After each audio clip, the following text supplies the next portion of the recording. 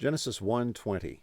Vayomer Elohim Yishritzu Hamayim Sheretz Nefesh Chaya Ve'of Ye'ofef Al Haaretz Al Pnei Rachia Hashemayim. And God said, or then God said, let the waters swarm of living creatures, and the bird or the winged thing, let it fly upon the earth against the surface of the expanse of the heavens. Here we've got our basic and common verb, amar, to say, which we see often in the creation account. Here we are on day 5. Here we have the content of what God is saying and commanding here to happen. The waters, that's the subject of the next verb, which is a jussive form, which is an indirect command, sort of a third-person command.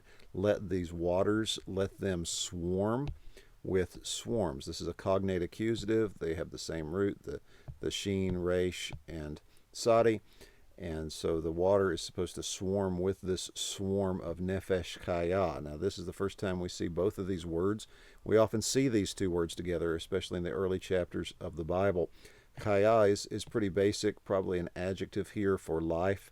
That's pretty consistent in how people understand this word. But nefesh has sometimes been rendered as soul. There's some discussion about the best rendering of this, but we probably should just render it here with creature.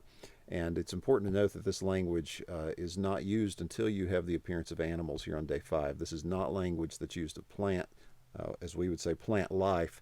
Life in the Bible, the biblical worldview, plants and animals, that's not the same type of life at all. Plants are not living in the way that animals and humans are living. The next section gives us this fronted noun, oph, which is bird, or maybe more precisely winged creature, and it gives us a collective here, not plural but a singular. And then we have let them fly, or it's the polel stem. It's probably a little more intensive than the call stem, the basic meaning of fly, probably the idea of soaring here.